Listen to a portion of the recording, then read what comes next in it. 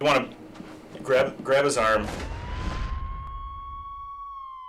Okay, and it's called blanketing the arm.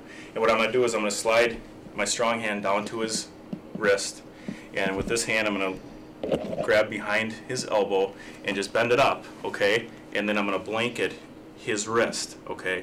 Now that it's kind of complicated in the heated situation, he's going to be jarring around, but then you put pressure down on the suspect's wrist, which causes pain and gives the officer control of the situation.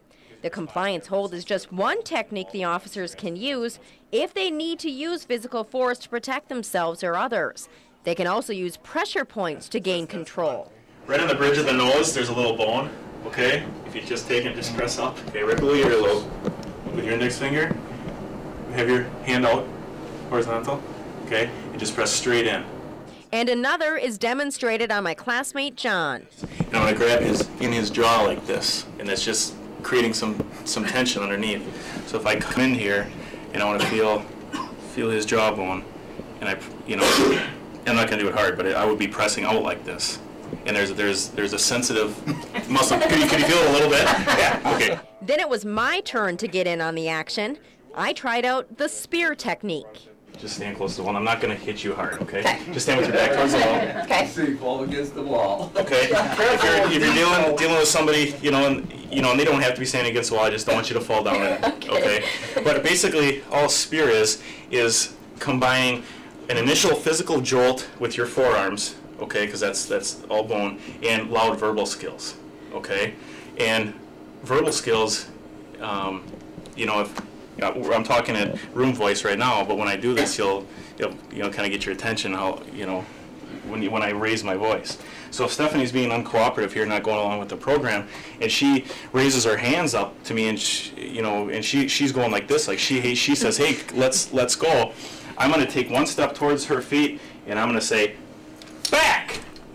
And I'm going to yell it as loud as I can. And all I did was take my forearms and hit her chest, shoulder area. And if he hit the chest bone area hard enough, it would definitely catch you off guard. You're not hurt at all? No. But sometimes it's just too dangerous for the officer to get close to the suspect. That's where the taser comes in. Where ours are fully incapacitating at this time. Shuts down the central nervous system of the person. After your tase, the sergeant says there are no long-term effects. I got to see what it's like to be the one shooting the taser.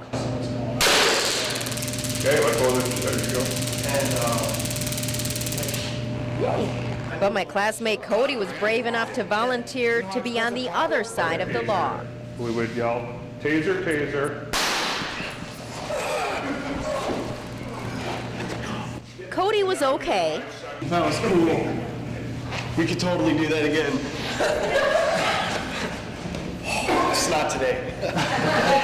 But if this was a real situation, he'd be handcuffed and taken into custody.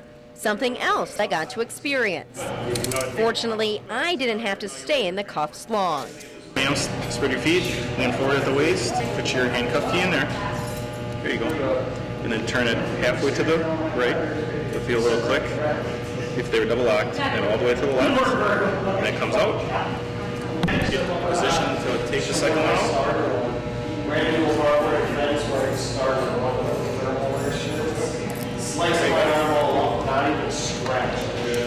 And it's not just the decision to use physical force the officers must make. Sometimes they're faced with whether or not to use deadly force. To demonstrate that, we were put through firearms training.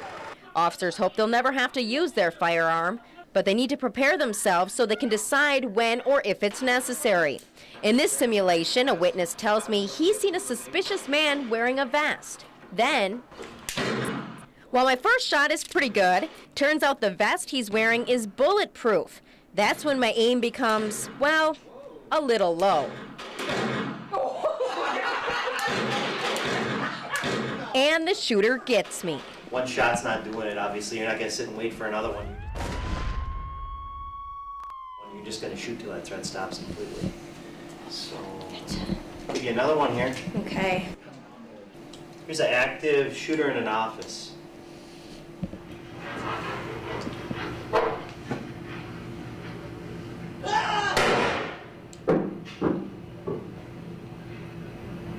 I wait to get the shooter in my sights, and just when I think I got him,